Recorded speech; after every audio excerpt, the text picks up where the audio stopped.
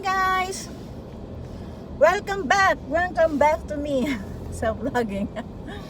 OMG, it's been long time since the last time na nag-record ako ng life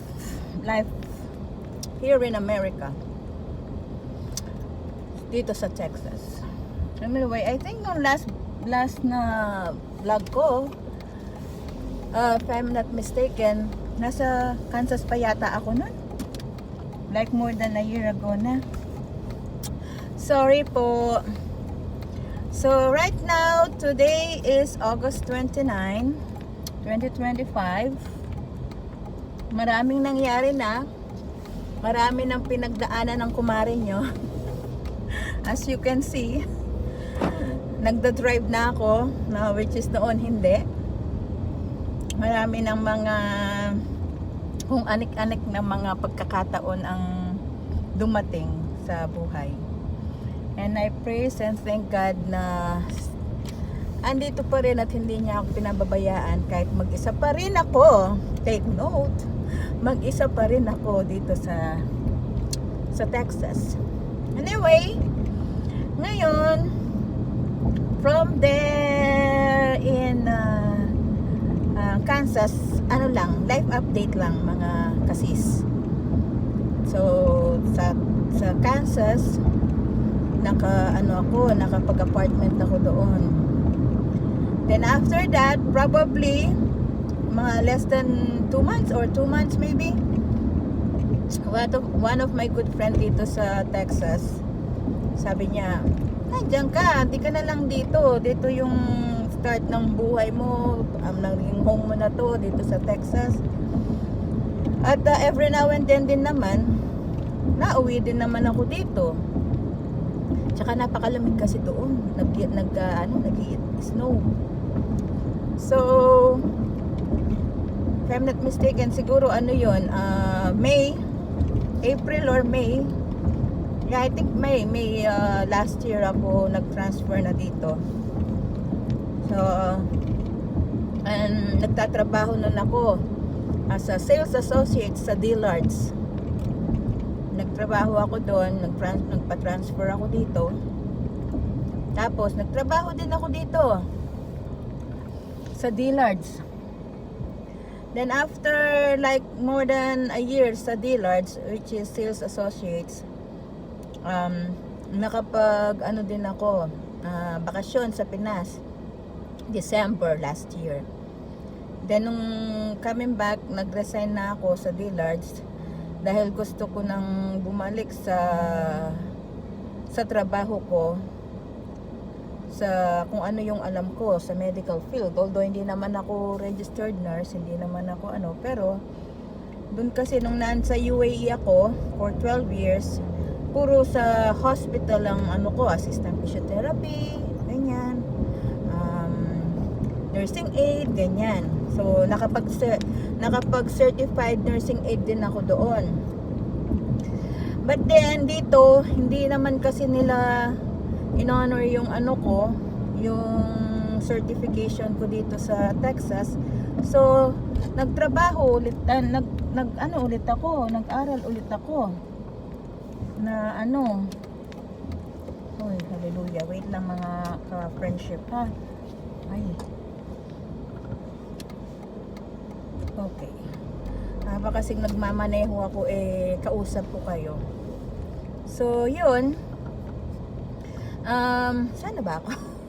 Oo, yun, nag-aral ulit ako ng certified nursing assistant, which is licensed na dito sa Amerika.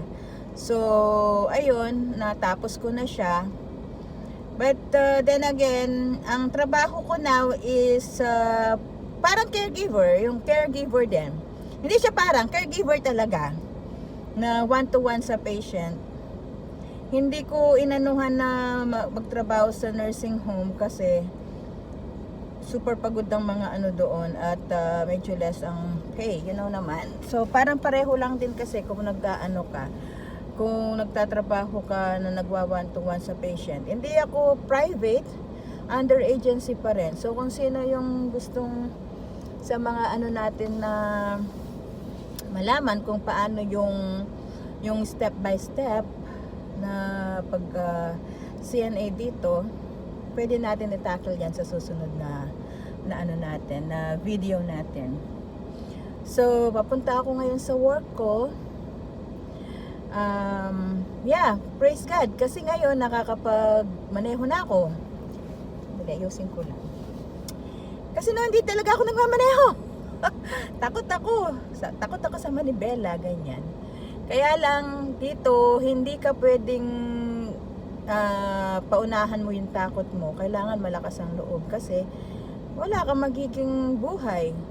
I mean, a lot of people here, they know how to drive. Kung wala, stagnant ka at walang magdadrive sa'yo. At kung nasaan ako ngayon, wala naman accessible na mga buses or taxi. Wala naman kasi ako sa downtown area, doon may mga taxi, pero mahal din. So mauubos yung earnings mo na hindi naman ganun kataasan talaga kung magre-rely ka doon. So kailangan mo talagang matutong mag-drive. And praise God naman, natuto naman kahit papano. Ngayon, ang nangyayari, traffic. Traffic ngayon dito at baka, oh my goodness, baka malate pa ako sa aking appointment, sa aking trabaho. Oh my God. So, salamat sa kung sino man na nakakapanood ng mga vlog ko. Salamat. Anuhan mo naman ako, bro. Ayan.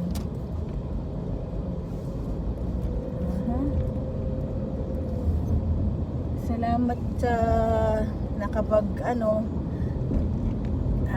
yung mailan-ilan, 1 or 2 na mga nakakapanood. But sana makapag-vlog ako from now on kasi gusto kong makita makita nyo rin at ma-share ko sa inyo yung experience ko dito bilang isang Pilipina na ngayon is nabiyuda na at naging OFW na lang dito sa Texas, USA. OFW kasi ang aking purpose na lang dito is magtrabaho na lang. Wala naman akong kasama na sa buhay.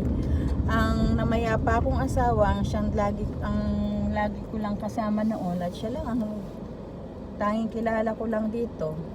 Wala akong kamag-anak, walang mga mahal sa buhay. Although naging mahal ko sa buhay yung mga kaibigan ko na praise God, binigay naman ni Lord yung mga mabubuting kaibigan, mga human angels. So yun ang buhay-buhay, trabaho dito sa Amerika. Pag trabaho, pagising mo, trabaho, pagtulog mo, trabaho pa rin ang iniisip mo kasi kinabukasan, iniisip mo kung saan na naman yung tatrabahuhin mo dahil yung mga bills hindi nag-i-stop, hindi nagbabakasyon. Ang mga bills is dire-diretso. Bayad ka ng bahay, bayad ka ng insurance ng sasakyan mo, phone bills, ganon. Tapos yung day-to-day pa na pangangailangan mo. It's not that easy, pero by the grace of God, nakaka-survive naman. Thank you, Lord. Laging papasalamat sa grasya ni Lord sa kung anong meron. Always thank God. So yun, sa susunod na vlog, ikukwento ko sa inyo kung after ng mga nangyari sa buhay ko bilang isang byuda dito sa Amerika. Yeah, marami kasi dito nagsasabi, byuda ka, pangasawa mo puti, marami kang pera niyan kasi pinamanahan ka. No. Hindi po lahat ng puti at hindi lahat ng Amerikano ay mayayaman. At hindi po lahat dito sa Amerika ay maayos ang buhay. I mean, thank God na ako naman, hindi ko naman masasabing hindi maayos ang buhay ko kasi lagi ako nagpapasalamat kay Lord sa kung ano lahat ng blessings na binibigay niya. Pero hindi po lahat. I mean, I'm telling you po, nung nandun ako sa Pilipinas, akala ko, ay, sa Amerika, land of milk and honey, ganon. Yung parang, wow, Amerika siya, ganon. Pag nandito ka po, dun mo maanuhan na hindi pala siya ganon. Hindi pala siya ganon kasarap at hindi pala siya ganon kadali ang buhay. Kailangan mo pa rin of course, kailangan mong magpursige kahit saan ka naman. Pero ibang-iba ang buhay dito at ibang-iba ang buhay sa UAE. Siguro yung mga vlogs ko sa UAE makikita nyo, maano nyo doon na ang buhay ko doon. At iba-iba dito. Totally different. So, yun po. So, sa susunod, ikukwento ko sa inyo kung ano-ano ang naging buhay ko dito. Papakita ko sa inyo kung saan ako nagpupunta. Isang layas na Pilipina. Okay po, have a nice day, have a nice night, and have a good life. And thank God for everything. Always remember thanking God for everything that we have, even the very little things, and to the biggest one. Okay po, thank you po. God bless. Bye.